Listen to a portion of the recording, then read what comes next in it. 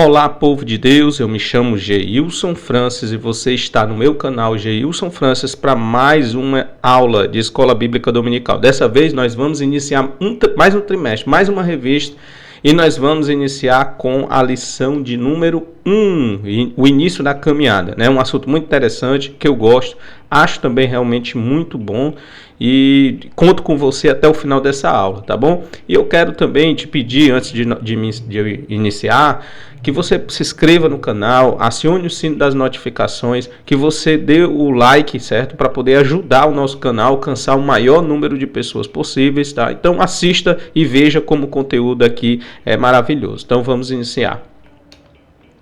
O nosso textuário diz o seguinte: Jesus respondeu e disse-lhe: na verdade te digo que aquele que não nascer de novo não pode ver o reino de Deus. Está em João capítulo 3, versículo de número 3. Verdade prática diz: o novo nascimento marca o início da jornada do crente em Jesus Cristo. A nossa leitura bíblica em classe está em João capítulo 3, do versículo 1 até o versículo de número 8, que diz o seguinte: E havia entre os fariseus um homem chamado Nicodemos, príncipe dos judeus. Este foi ter de noite com Jesus e disse-lhe: Rabi, bem sabemos que és mestre vindo de Deus, porque ninguém pode fazer estes sinais que tu fazes, se Deus não for com ele.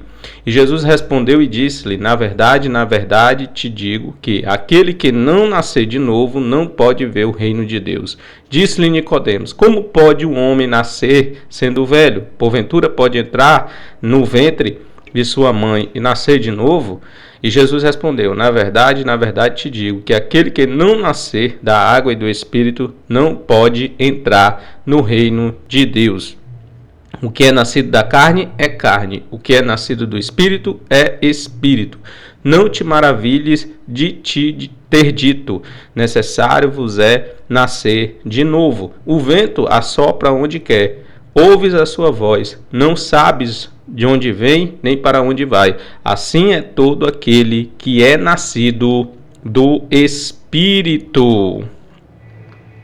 Vamos agora para a nossa introdução.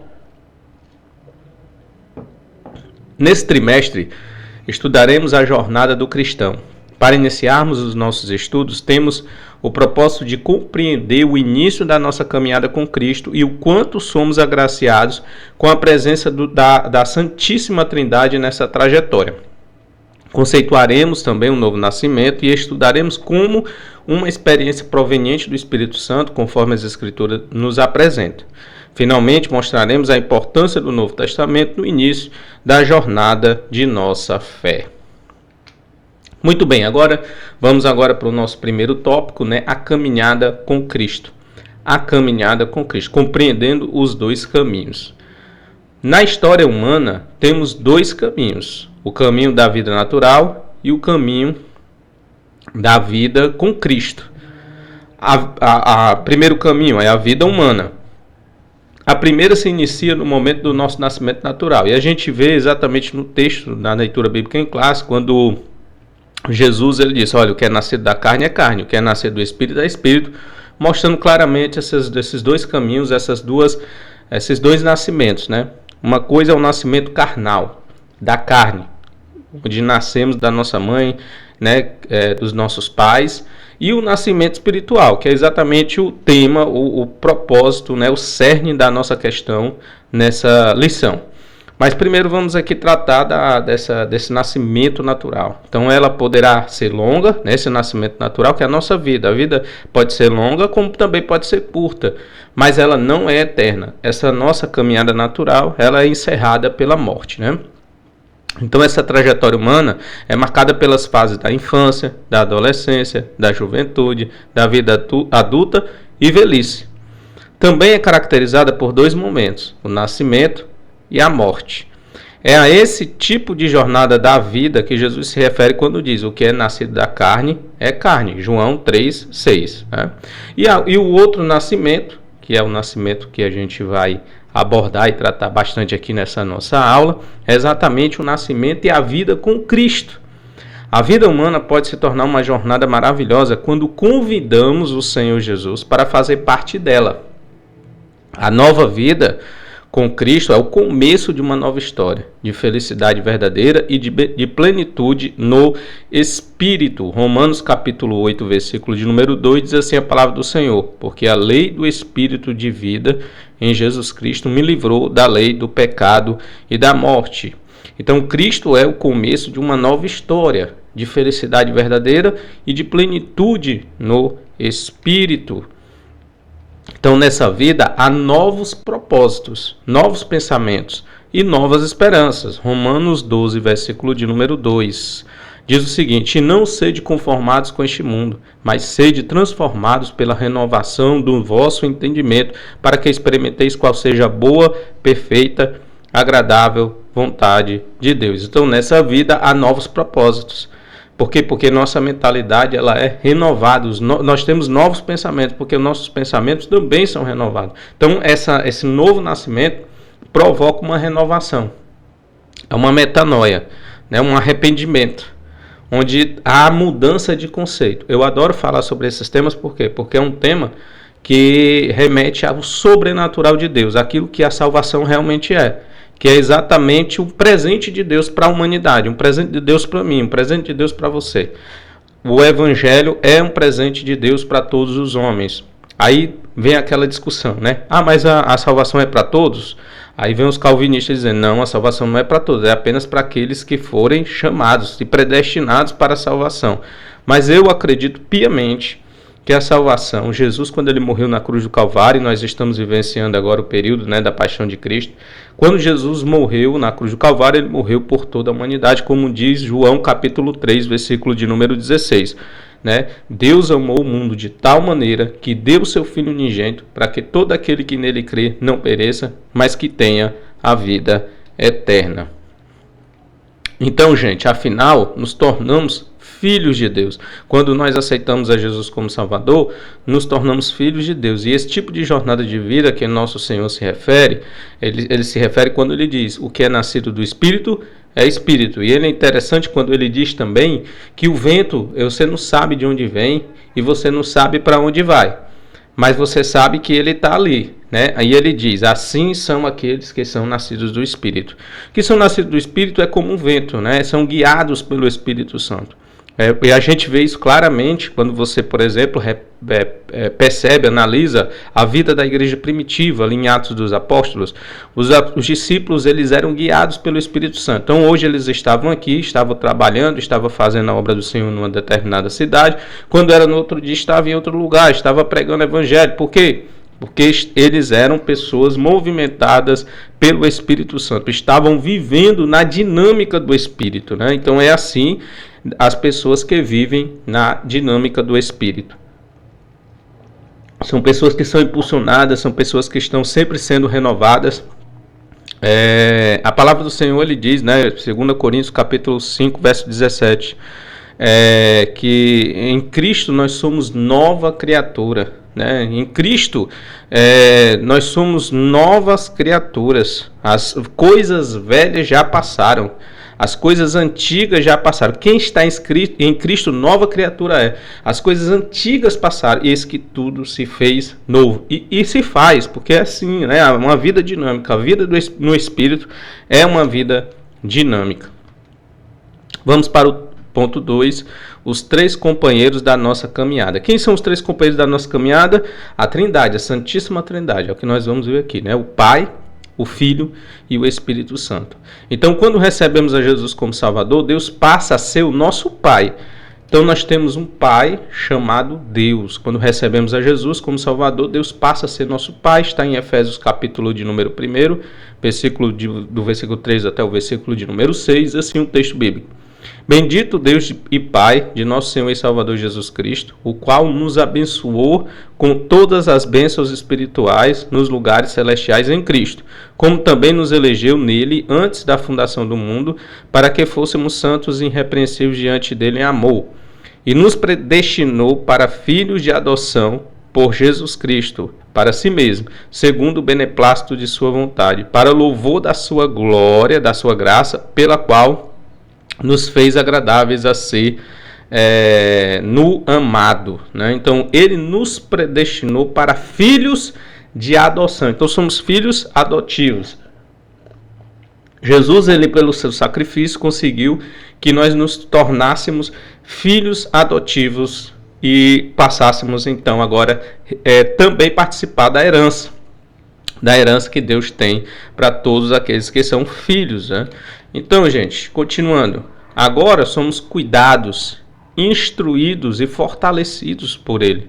Temos um relacionamento de pai e filho, né? Então, um relacionamento que nós temos hoje, esse relacionamento a gente percebe perfeitamente na própria vida de Jesus Cristo, quando ele tratou, ele falava, ele se referia a Deus como pai, né? Então, o Pai me enviou, o Pai está comigo, o Pai cuida de mim, o Pai ele está observando todas as coisas.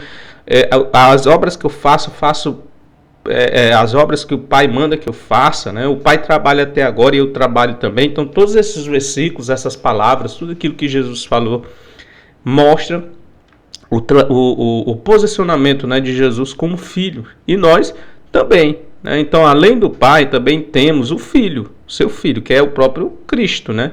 Com aquele que nos concede a vitória contra o pecado e toda sorte de males. Nós temos, por exemplo, 1 Coríntios capítulo 15, versículo 57. Mas graças a Deus que nos dá a vitória por meio de nosso Senhor Jesus Cristo.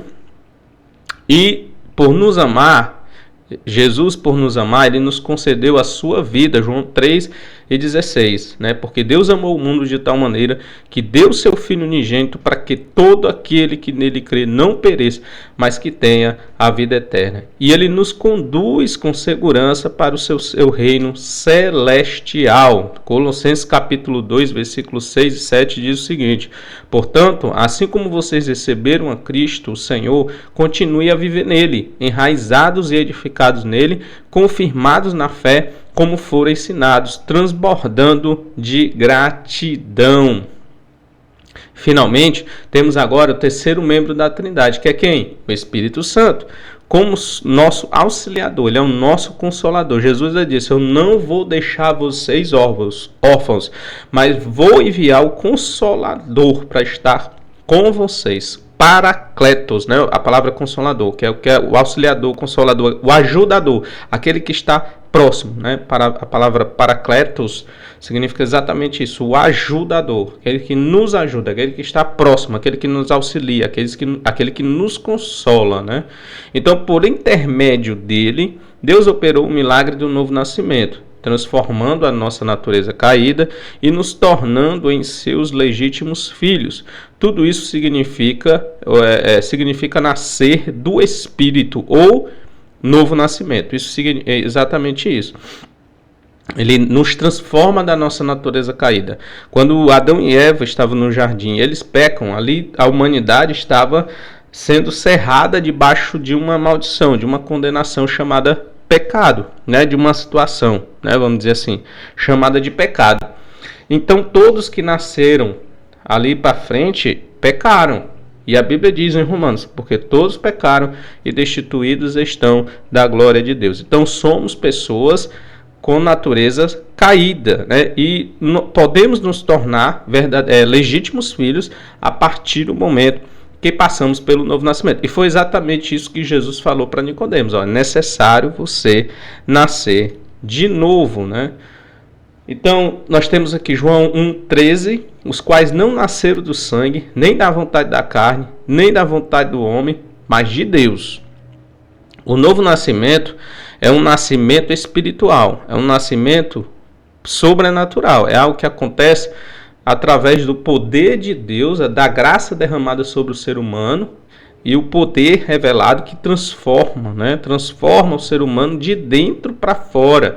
Não é da vontade da carne, não é da vontade de homem algum, mas é Deus que faz todo esse processo, é Deus que pratica isso pela sua graça na vida do ser humano caído. Nós temos também um outro texto, 1 Coríntios capítulo 15, verso 50. Irmãos, eu lhes declaro que carne e sangue não podem herdar o reino de Deus, nem o que é perecível herdar o que é imperecível. Aqui para mostrar mais uma vez como a salvação ela é algo sobrenatural, é algo que está para além do natural.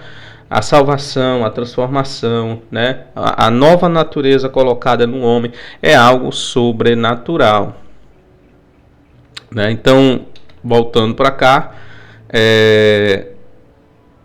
então continuando aqui, por intermédio dele, do Espírito Santo, a gente já viu, né?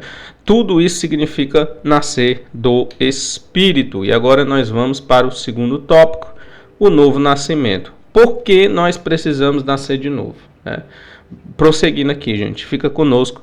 Nós estamos agora no segundo tópico. Aprendemos no primeiro tópico, né, que o novo nascimento, ele é uma transformação, é algo sobrenatural, é algo totalmente espiritual. Nós vimos que o ser humano tem duas naturezas, a natureza humana e natureza que é a natureza caída, e nós podemos sim ter a natureza divina. Nós temos o caminho natural, da vida natural, e o caminho da vida espiritual. O caminho da vida natural, que a gente consegue a partir do momento que nós nascemos dos nossos pais, e a vida espiritual, né, o caminho espiritual, que acontece no momento em que nós aceitamos a Jesus como Salvador. Agora nós vamos para o nosso segundo tópico, né, fica conosco, porque nós vamos aprender bastante aqui, tá? Então, no início do diálogo entre Jesus e Nicodemos, o termo homem se destaca. Esse substantivo masculino do grego anthropos, que significa homem, tem um uso genérico no texto, significando o quê? Todos os seres humanos, toda a raça humana. Então, assim, o Senhor Jesus afirmou que Nicodemos precisava nascer de novo, um novo nascimento, vindo diretamente do céu. Então, o novo nascimento, outro conceito que a gente tem para ele, é um nascimento que vem diretamente do céu, porque vem da vontade de Deus. Nós vimos isso, né? Alguns textos aqui mostrando que o novo nascimento é da vontade de Deus. Então, como homem, ele estava na condição caída de todos os seres humanos, porque todos pecaram. Romanos 3:23, porque todos pecaram e destituídos estão da glória de Deus. Então, nesse sentido, todo ser humano precisa passar pelo processo de regeneração, que nada mais é o novo nascimento, né? Regenerar, nascer, ser gerado de novo. Então, é experimentar uma ação divina no interior, ou seja, nascer de novo. Então, nós temos aqui, todos temos que passar pela regeneração. João 3,5 diz, Jesus lhe respondeu, na verdade te digo, que aquele que não nascer da água do Espírito não pode entrar no reino de Deus. Então, o que é regeneração, né? Eu já respondi, regenerar é novo nascimento, é ser gerado de novo. Mas eu queria dar aqui uma definição, né, que eu encontrei no livro aqui da Palestras em Teologia Sistemática de Clarence Jensen. Ele define a regeneração exatamente dessa forma aqui. Podemos definir regeneração como a comunicação de vida divina à alma.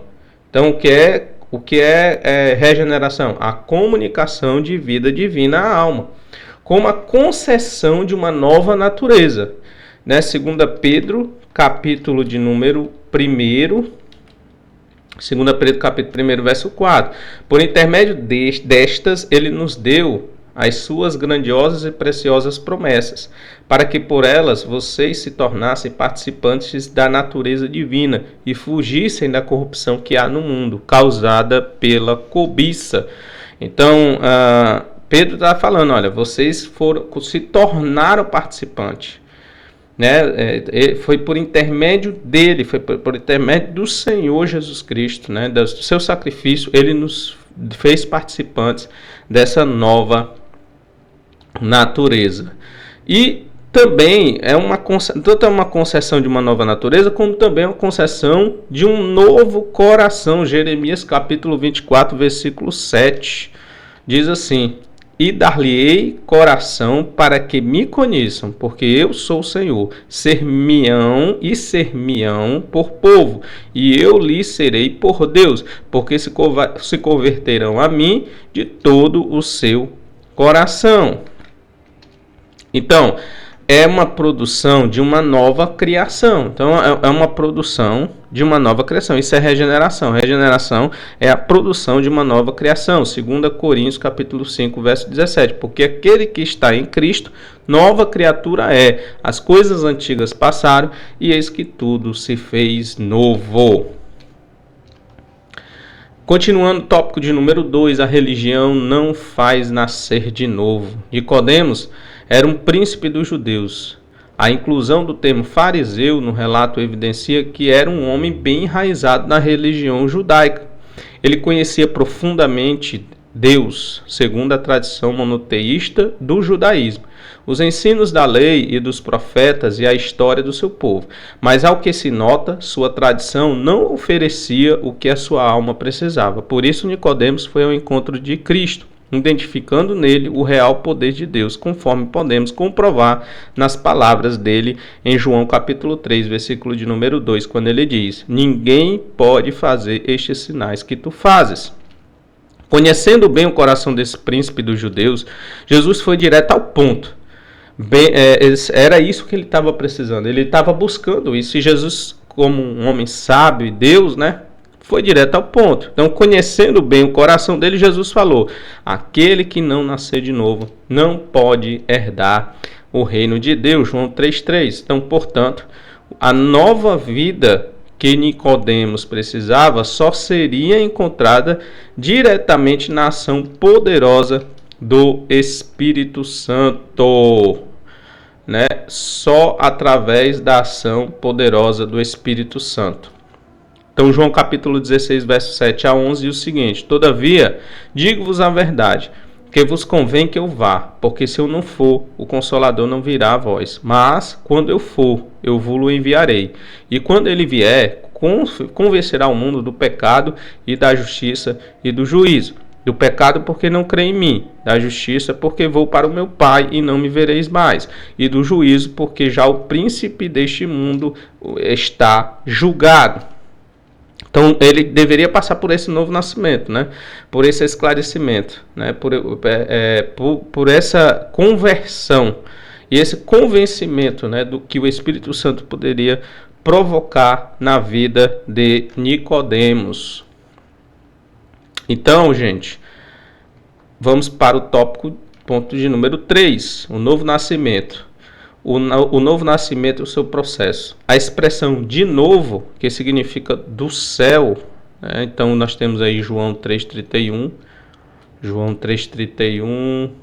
Nós temos Gálatas, O novo nascimento é do céu. Isso aqui é a expressão que eu adoro. Gosto muito. Porque, irmão, tira do poder do homem de fazer isso. Imagine se o homem pudesse fazer o outro nascer de novo, Sabe o que estava acontecendo hoje? O pessoal estava vendendo o novo nascimento. Se as pessoas pudessem nascer de novo hoje, as pessoas estavam vendendo o novo nascimento. Estavam fazendo como a Igreja Católica na Idade Média, vendendo o céu, loteando o céu para vender. Enfim, a pessoa comprava a sua entrada no céu. Só que não está no poder do homem a salvação. Por quê? Porque o novo nascimento é algo do céu. É de Deus. É Deus, não vem da vontade do homem, não vem da vontade do varão, mas vem da vontade de Deus. E isso é muito bom. Gálatas 6,15 diz o seguinte: "Porque em Cristo Jesus nem circuncisão nem incircuncisão tem virtude alguma, mas sim o ser uma nova criatura."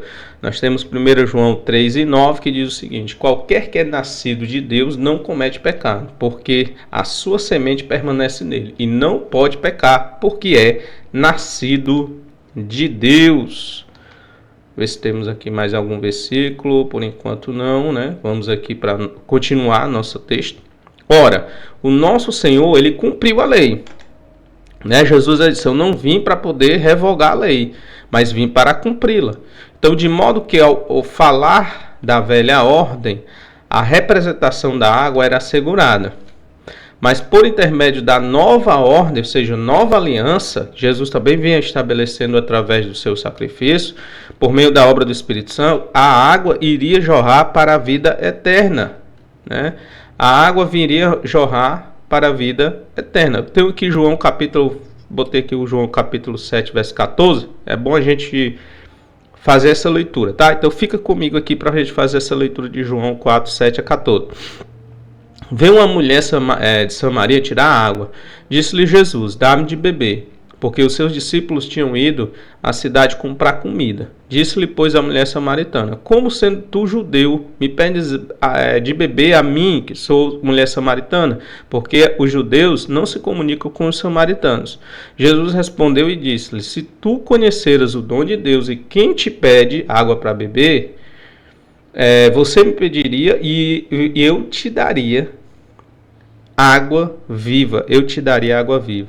E a mulher ficou, meu Deus do céu, eu preciso dessa água, né? Preciso dessa água viva. E aí a mulher falou: Senhor, tu não tem nem com que tirar, e o poço é fundo, onde pois tens água viva? És tu maior do que o nosso pai Jacó, que nos deu do poço, bebendo ele próprio dele, e os seus filhos e o seu gado? E Jesus respondeu e disse-lhe: qualquer que beber desta água tornará a ter sede, mas aquele que beber da água que eu lhe der, nunca mais terá sede, porque a água que eu lhe der se fará nele uma fonte de água que salte para a vida eterna. Então o novo nascimento é isso, é a água que salta para a vida eterna. A água do Novo Testamento, do Antigo Testamento, a pessoa volta a ter sede.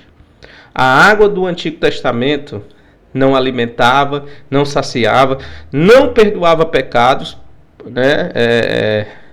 Tanto que, se você for lá para Hebreus capítulo 10, vai lá dizer, né? Que constantemente eles tinham que ficar fazendo sacrifícios. Por quê? Porque constantemente, todo ano, deveriam fazer isso. Porque não era algo definitivo, né? Era apenas, o Antigo Testamento é apenas sombra do Novo. Vou mostrar isso aqui para vocês também. Então era algo que eles tinham que fazer constantemente, não era algo definitivo. Mas a nova aliança, através de Jesus Cristo, nos dá água que salta para a vida eterna. E aí a gente não precisa mais voltar para tomar a água do poço. A gente não precisa. Oh, que coisa maravilhosa, né? Que coisa maravilhosa, rica. Essa é uma revelação do céu. O Antigo Testamento, a pessoa tinha que ficar sempre colocando lá o seu baldezinho para poder ir buscar água dentro da cisterna, né? Lá no Antigo Testamento. Mas no Novo, não. Jesus, ele disse: eu vou entrar através do Espírito, novo nascimento, né? Que é algo espiritual. Eu vou entrar e vou fazer nele morada, e aí vai jorrar nele água para a vida eterna. Olha que coisa maravilhosa o que Jesus está propondo agora com a nova aliança. É algo sensacional, é algo transformador, é algo libertador, é algo definitivo, que estanca por completo a sede e estanca também de maneira definitiva. Então é algo do céu. Um novo nascimento é algo do céu. Com o Espírito Santo, nosso Senhor faz uso analógico do vento, do grego pneuma, né? Espírito ou vento. Ninguém pode vê-lo nascer, nem para onde vai, mas pode senti-lo. Semelhantemente, a vida com Cristo se inicia pela regeneração, né? Ser nascido, ser regenerado, como obra do Espírito Santo que transforma a pessoa pela fé em Cristo. Esse processo é um milagre do alto, um mistério da fé. Eu repito, esse processo é um milagre do alto. Não precisa, o homem pode pregar o evangelho, mas é novo nascimento quem faz, a conversão, o convencimento, quem faz é o Espírito Santo. E isso é sensacional. Repito, isso é sensacional, saber disso, certo? O Novo Testamento e a caminhada de fé do cristão. Agora vamos para o nosso último tópico da nossa lição e vamos agora falar sobre o Novo Testamento. O conceito de Novo Testamento como escritura é um processo gradual na vida da igreja. No início, ele não era visto pela igreja como um livro, nem era um livro, não existia livro, né? Se tornou porque depois dos apóstolos, né, enviarem cartas para as igrejas para doutrinarem, para poder explicar alguma coisa, para poder abençoar, né, com exortações, com ensinos, com elogios. Essas cartas, elas foram compiladas e transformadas num cânon, né? Transformadas num cânon e foi nomeada, foi colocado o nome de Novo Testamento. Mas antes, né, ou seja, na igreja primitiva, não existia Novo Testamento. O que existia eram os ensinamentos de Jesus e os apóstolos que estavam reproduzindo esses ensinamentos. Jesus ensinou, os apóstolos estavam reproduzindo tudo aquilo que eles tinham ouvido através de Jesus Cristo. Então a igreja não via o Novo Testamento como um livro, mas como uma unidade que fazia a diferença entre a antiga lei, a antiga aliança e o evangelho, né, que é a nova aliança, com cumprimento pleno em Cristo. Gálatas 4:4, eu vou ver só se eu tenho aqui para mostrar para vocês, né? Deixa eu ver aqui. Eu não sei, depois vamos ver aqui mais tranquilamente. Vamos aqui prosseguir, vamos comigo. Esse entendimento deriva das raízes bíblicas, né? 2 Coríntios 3:6. Então, nesse contexto, a palavra aliança ganha relevância, traduzida pela Septuaginta, da palavra grega diateke, que, de acordo com Jeremias 31, ela tem um sentido de ordenação, dispensação e economia de salvação. Do latim, o termo testamento traz essa mesma força descritiva do termo diateque, né? Assim, do ponto de vista canônico, o Antigo e o Novo Testamento formam as escrituras sagradas do cristão. Então, ela tem essa força, né, de nova ordenação, nova dispensação, uma economia de salvação. E aqui nós temos Jeremias capítulo 31, do versículo 31 a 33, que é um texto que, se você vai falar sobre o novo nascimento, você precisa citar ele. Se você vai falar de nova aliança, Novo Testamento, você tem que citar Jeremias capítulo 31, verso 31 a 33. Diz assim, ó: Eis que dias vem, diz o Senhor, em que farei uma nova aliança com a casa de Israel e com a casa de Judá. Não conforme a aliança que fiz com seus pais, ou seja, a antiga aliança, né? No dia em que eu tomei pela mão para tirar da terra do Egito, porque eles invalidaram a minha aliança, apesar de eu os haver desposado, diz o Senhor. Mas esta é a aliança que farei com a casa de Israel depois daqueles dias, diz o Senhor. Porei a minha lei no seu interior. Olha aí como será a nova aliança. Eu vou pôr a minha lei no seu interior e as escrevereis no seu coração. E eu serei o seu Deus e eles serão o meu povo. Então, falar de nova aliança sem citar Jeremias 31 realmente não dá, né? Nós temos que citar. Continuando agora, ponto de número 2 do nosso último tópico, o Novo Testamento e a caminhada de fé do cristão. Qual é o tema principal do Novo Testamento? É o que nós vamos ver agora, tá? Nós vimos sobre o Novo Testamento e agora nós vamos ver sobre o tema principal do Novo Testamento. O tema central do Novo Testamento não tem como não ser outra coisa, né? O tema central é a pessoa de Jesus Cristo. Há diversos personagens apresentados nesse documento sagrado, mas todos ganham relevância apenas quando estão relacionados à sombra de nosso Senhor.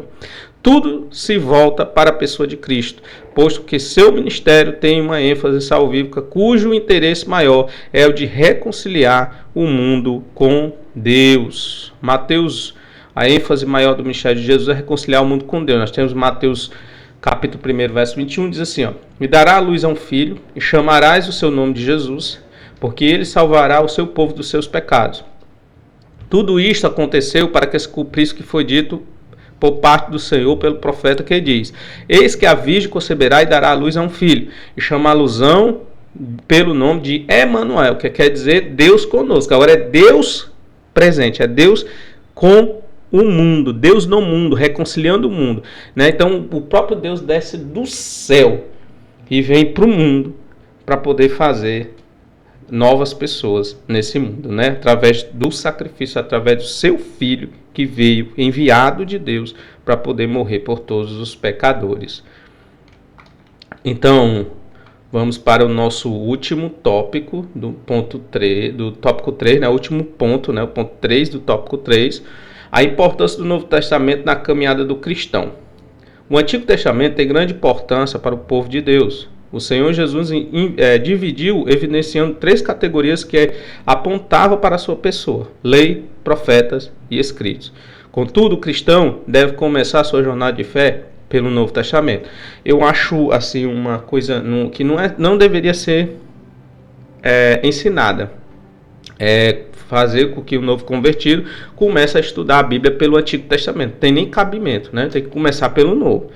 E eu tive uma orientação de um pastor que seria bom eu começar a pregar, ou melhor dizendo, a ler a Bíblia além de ler pelos 4 evangelhos, né, começar por João. Começa por João, depois vai para Mateus, Marcos e Lucas. Né, porque João ele vai falar de Jesus de uma maneira mais sobrenatural, como Deus. Né? João vai sempre tratar Jesus como um ser divino. No princípio era o verbo estava com Deus e o verbo era Deus. O verbo estava no início com Deus. Né? Todas as coisas foram feitas por ele e sem ele nada do que foi feito se fez. Por isso que eu digo, vai começar a ler a Bíblia, começa pelo Novo Testamento. Começa por onde? Pelos evangelhos. E nos evangelhos começa por onde? Por João. Tá? Então, contudo, o cristão precisa começar a sua jornada de fé pelo Novo Testamento. Então, este documento sagrado reflete o desenvolvimento da revelação divina, envolvendo a vida e o ministério de nosso Senhor Jesus Cristo, no qual se desdobra todo o plano arquitetado por Deus a respeito da nossa salvação. No Antigo Testamento temos a promessa, no Novo o cumprimento. Então, é importante a gente saber disso. Nós temos o cumprimento. Jesus cumpriu o Antigo Testamento no Novo e estabeleceu uma nova aliança. Então, Hebreus 1, do 1 ao 2 diz o seguinte, ó, havendo Deus antigamente falado de muitas vezes, né, e de muitas maneiras aos pais pelos profetas, a nós falou-nos nesses últimos dias pelo seu Filho, a quem constituiu o herdeiro de tudo, por quem fez também o mundo. Então, olha, falou nos últimos dias por quem? Por Jesus. Então, a palavra que nós temos, a palavra de Deus que nós temos hoje para a nossa vida é Jesus. Ele é a palavra de Deus. Porque ele é a boca de Deus. Ele é aquele que veio revelar a Deus à humanidade. 2 Coríntios 5,19 diz, isto é, Deus estava em Cristo reconciliando consigo o mundo, não lhes imputando seus pecados, e pôs em nós a palavra da reconciliação. Então, gente, Jesus cumpriu todo o Antigo Testamento, e nele todas as coisas foram feitas novas. Então a gente precisa seguir Jesus, né? Não é seguir o Novo Testamento, o Antigo Testamento. O Antigo Testamento é sombra, né? O que eu vou colocar aqui para vocês daqui a pouco, tá? Então, nesse testamento, temos a consumação do plano do Pai em Jesus, para que o ser humano fosse reconciliado com ele e iniciasse uma nova jornada de fé. Acredito que aqui eu já concluí, né? Então, gente, aqui para a gente poder terminar, né, eu ir para a conclusão, mas eu quero fazer essa pergunta para você. O que é o Antigo Testamento para os cristãos? O que é o Antigo Testamento para os cristãos? Hebreus 10, do 1 ao 6 diz o seguinte, porque tendo a lei, que é o Antigo Testamento, né? Que é a antiga aliança, tendo a lei a sombra dos bens futuros e não a imagem exata das coisas, nunca pelos mesmos sacrifícios que continuamente se oferece a cada ano, pode aperfeiçoar os que a eles se chegam. Olha, presta atenção. De outra maneira, teriam deixado de se oferecer, porque purificados uma vez os ministrantes, nunca mais teriam a consciência de pecado. Mas nesses sacrifícios, porém, cada ano se faz a comemoração dos pecados. Por quê? Porque a consciência de pecado continuava. Não resolvia o problema. O Antigo Testamento não resolve o problema. Porque é impossível que o sangue de touros e de bodes tire os pecados. Por isso, entrando no mundo, diz, sacrifício e oferta não quiseste, mas corpo me preparaste. Holocaustos e oblação pelo pecado não te agradam. Gente, então o que é o Antigo Testamento? É apenas sombra. A imagem perfeita, a imagem nítida é Jesus. Então não adianta, tem que seguir Jesus. Aí eu tenho um ensinamento do Antigo Testamento que eu quero seguir. Tem um ensinamento do Antigo Testamento que eu quero seguir. Eu quero seguir, eu quero aprender sobre salmos imprecatórios porque eu quero evocar maldição na vida das pessoas. Gente, não dá para poder evocar maldição na vida das pessoas. Nós não podemos evocar maldição na vida das pessoas. Por quê? Porque Jesus aboliu isso.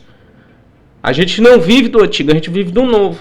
Então, esse aqui é um exemplo que eu estou citando para vocês, que nós vivemos do novo. Jesus pediu para amar nossos inimigos no Novo Testamento. Você vai ler lá Mateus capítulo 5, você vai entender o que eu estou falando.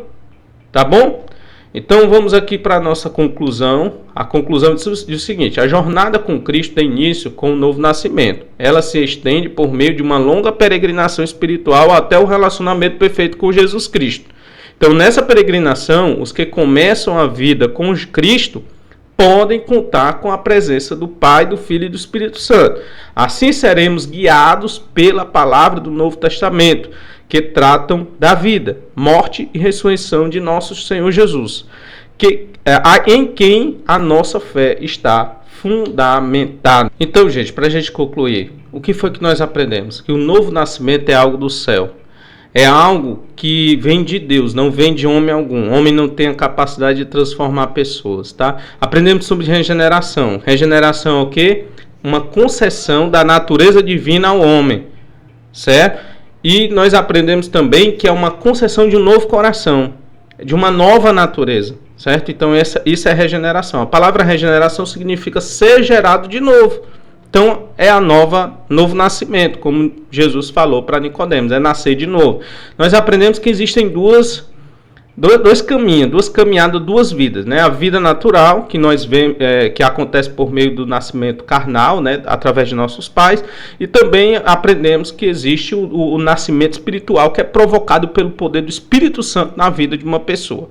Então nós aprendemos, meus queridos, no final das contas, que o novo nascimento é algo divino, que vem de Deus, que não precisa, não tem a participação humana no processo, embora exista a participação humana na pregação, mas a conversão é algo que acontece no interior do ser humano, e é só o Espírito Santo que provoca e que faz isso na vida de qualquer ser humano, tá? Não é carne e sangue que faz isso, mas apenas Deus, né? E a gente aprende também em Efésios que a salvação, a graça, é um dom de Deus dado aos homens. É um presente, né? Através de Jesus Cristo. Então, gente, espero que tenha ajudado. Fique com essas palavras. Que Deus abençoe sua casa, sua família. Então, nós estamos começando o trimestre. Será um trimestre abençoado. Que Deus possa abençoar sua família, sua casa. E até o próximo vídeo, se Deus quiser.